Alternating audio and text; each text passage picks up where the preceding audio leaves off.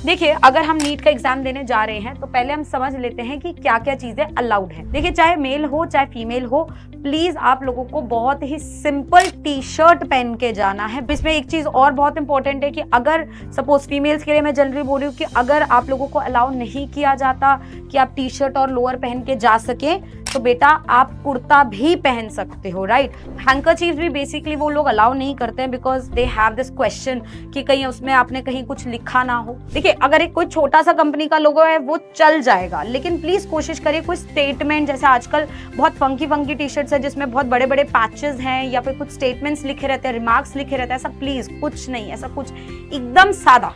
Hello my dear students, सो कैसे हैं आप सब। आज हम लोग बेटा डिस्कस करने वाले हैं नीट 2025 का ड्रेस कोड क्या है, राइट। देखिए, नीट का एग्जाम आ चुका है और हम में से सब लोगों ने बहुत अच्छे से मेहनत करी है। हम में से कोई भी ये नहीं चाहता कि गलत ड्रेस कोड पहनने के चक्कर में कोई ऊपर नीचे चीज हो जाए नीट के एग्जाम से पहले, है ना। ऐसा कुछ नहीं होना चाहिए क्योंकि उस टाइम पे बेटा वैसे ही पैनिक का माहौल बहुत ज्यादा होता है और अगर हम ड्रेस कोड को फॉलो नहीं करते हैं, ड्रेस कोड का वॉयलेशन करते हैं तो बहुत स्ट्रिक्ट एक्शन लिए जा सकते हैं। ऐसा हो सकता है कि हमें एग्जामिनेशन हॉल में एंट्री ना मिले या फिर हमारे को डिस्क्वालीफाई कर दिया जाए। तो इन सारी चीज से बचने के लिए हम लोगों को ये पता होना चाहिए कि हमें क्या पहन के जाना है, क्या चीजें कैरी करनी अलाउड है और क्या चीजें कैरी करनी अलाउड नहीं है। क्योंकि लास्ट मोमेंट पे बहुत सारी चीजें अगर ऊपर नीचे हो जाती हैं, हम वैसे ही स्ट्रेस्ड आउट होते हैं, फिर अगर कुछ ऊपर नीचे चीजें हो जाती है बेटा, स्ट्रेस लेवल बहुत बढ़ जाता है। एग्जामिनेशन हॉल में बैठने से पहले ही हम लोगों के साथ इतना कुछ हो चुका होता है कि हम घबरा जाते हैं, है ना। तो ये सारी चीजों को अवॉइड करने के लिए हम आज ये डिस्कस करने वाले हैं डिटेल में कि हमें क्या करना चाहिए और क्या नहीं करना चाहिए, राइट। तो मैं हर एक चीज को बहुत डिटेल में एक्सप्लेन करने वाली हूँ, तो प्लीज इसे ध्यान से सुनिएगा। देखिए, अगर हम नीट का एग्जाम देने जा रहे हैं तो पहले हम समझ लेते हैं कि क्या क्या चीजें अलाउड हैं।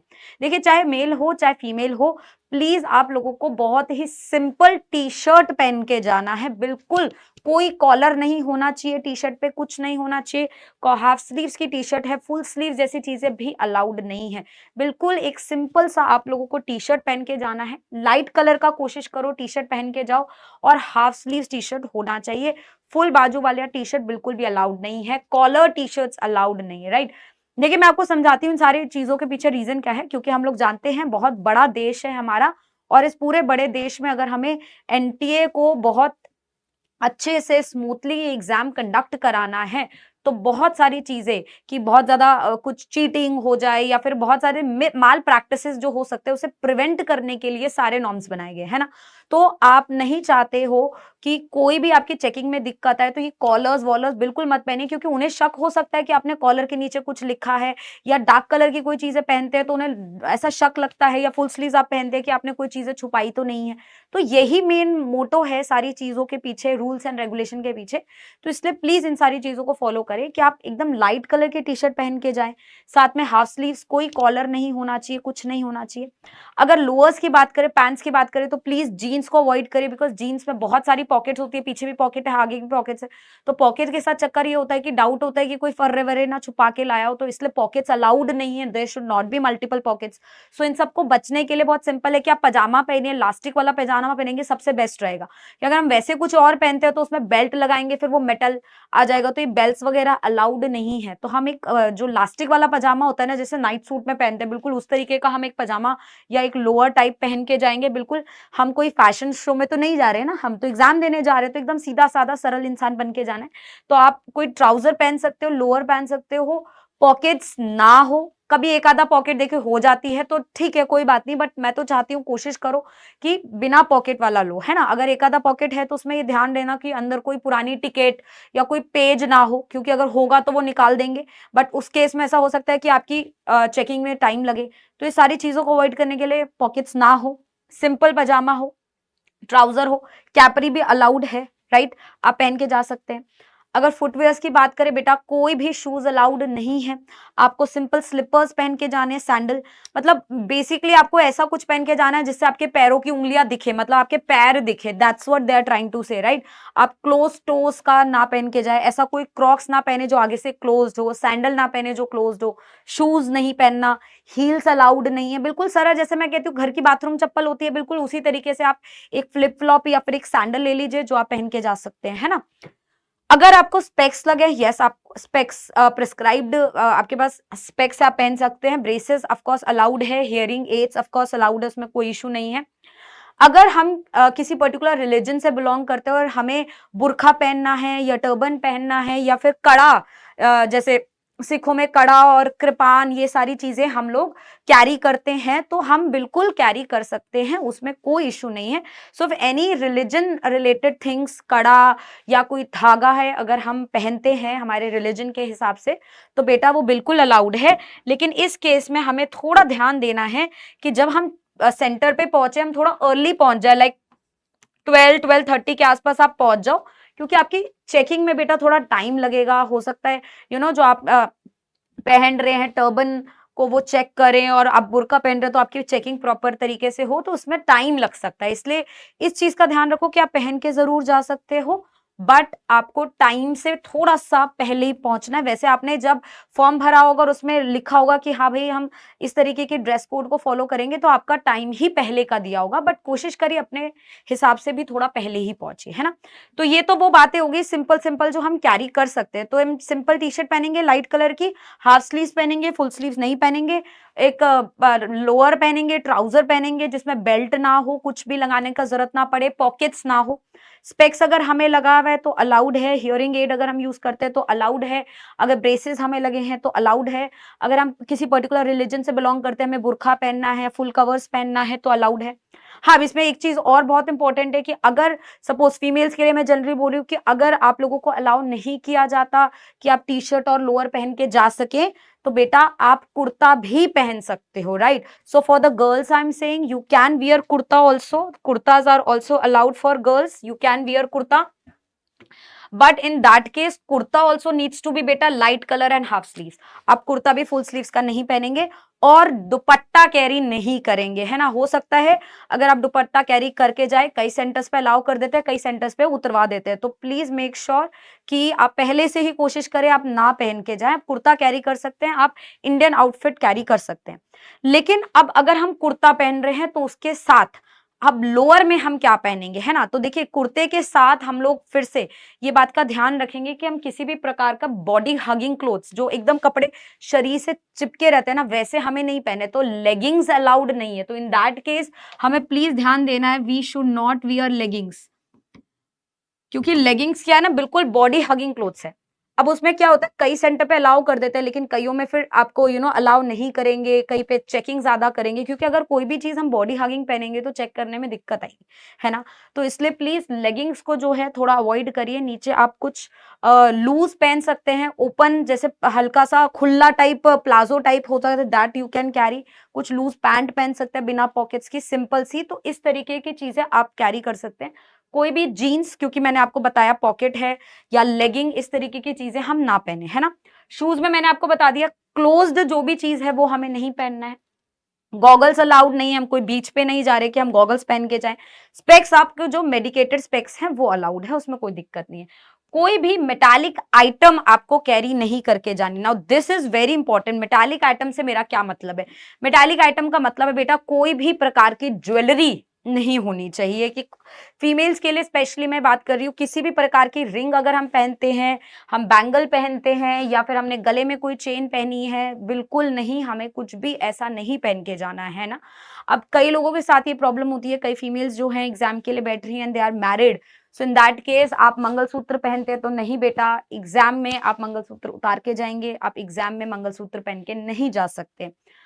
बट अगर कुछ ऐसा है, लेट्स से कोई रिंग है या फिर कोई ऐसी चीज है जो आपकी बॉडी में अभी फिलहाल के लिए आपके फिंगर्स में अच्छे से फंस गई और वो निकल नहीं रही, तो हो सकता है कि आप पहन के जाए, बट अगेन आप टाइम में थोड़ा सा पहले पहुंचेंगे ताकि आपकी चेकिंग में सफिशिएंट टाइम मिल सके, है ना। वैसे तो कोशिश करिए उतार जाइए। कई फीमेल्स पैरों में बिछुआ भी जो पहनते हैं वो भी अलाउड नहीं है। तो किसी भी प्रकार का मेटालिक आइटम बेटा हमें कैरी नहीं करना। No watch, nothing at all. So watch नहीं होनी चाहिए, कोई प्रकार की ज्वेलरी हमें कैरी नहीं करनी। लेकिन बेटा इसके अंदर एक और चीज है जो बहुत सारे बच्चों ने फेस करी भी थी लास्ट ईयर, बहुत कॉमन क्वेश्चन आता है। ये फीमेल्स को लेके मैं बात कर रही हूँ, फीमेल्स के इनरवेयर को रिलेटेड हम लोग यहाँ पे डिस्कस करने वाले हैं कि अगर हम लोग फीमेल इनरवेयर की बात करते हैं तो ब्रा में जो हमारा मेटालिक हुक होता है वो भी जब हम मेटल डिटेक्टर से पास करते हैं तो फिर वहां पे पॉइंट आउट हो जाता है, राइट। तो इसके लिए बेटा वैसे तो ये अलाउ कर देते हैं सेंटर्स पे, ऐसा कोई इन सारी चीजों को लेके इतना क्योस नहीं होता है, बट स्टिल हम क्योंकि कोई रिस्क नहीं लेना चाहते और हम न्यूज में देखते हैं कई कई जगह कुछ कुछ हो गया तो फिर बड़ा टेंशन का माहौल रह जाता है, ऐसा टेंशन नहीं होना चाहिए, इसलिए हम पहले से ही अवॉइड करेंगे। हम लोग स्पोर्ट्स ब्रा का यूज करेंगे या फिर कुछ प्लास्टिक स्ट्रिप्स वाली चीजें यूज करेंगे ताकि हम मेटालिक आइटम्स को अवॉइड कर सके। तो इस चीज का ध्यान फीमेल्स प्लीज आप लोग रखेंगे before you appear for the NEET exam. Also there is no caps as such, आपको कोई कैप नहीं पहनना, कोई कैप अलाउड नहीं है। हैंकरचीफ को लेकर बॉयज में या गर्ल्स में हैंकरचीफ को लेकर भी इशू आता है। हैंकरचीफ भी बेसिकली वो लोग अलाउ नहीं करते हैं बिकॉज मतलब दे हैव दिस क्वेश्चन कि कहीं उसमें आपने कहीं कुछ लिखा ना हो। तो पहली बात तो मैं चाहती हूँ कि हम ना ही लेके जाएं, ऐसा कोई इशू मतलब क्योस क्रिएट ही ना हो। बट फिर भी जैसे कई बच्चों का स्वेटिंग का बहुत इशू होता है कि लिखते लिखते स्वेटिंग का बहुत दिक्कत रहता है, तो वो कैरी कर सकते हैं। तो पहली बात जो कैरी करें it should be plain white होना चाहिए, प्लेन होना चाहिए। और अगेन क्योंकि आपकी चेकिंग होगी आपको थोड़ा सा पहले पहुंचना पड़ेगा। इन सारी चीजों में बेटा आपको थोड़ा सा ध्यान देने की जरूरत है कि हम लोग जो है हैंकरचीफ के मामले में, आइटम्स मेटालिक आइटम्स के मामले में जो है थोड़ा सा अर्ली पहुंच जाए। अगर हमारी चेकिंग हो तो हमें सफिशिएंट टाइम मिल जाए, तो इस चीज का भी हमें ध्यान देना है। हाँ, राइटिंग पैड्स वगैरह कुछ अलाउड नहीं है, कोई कैलकुलेटर्स लेके आप नहीं जा सकते, इनफैक्ट आपको कोई स्टेशनरी भी लेके नहीं जाना है।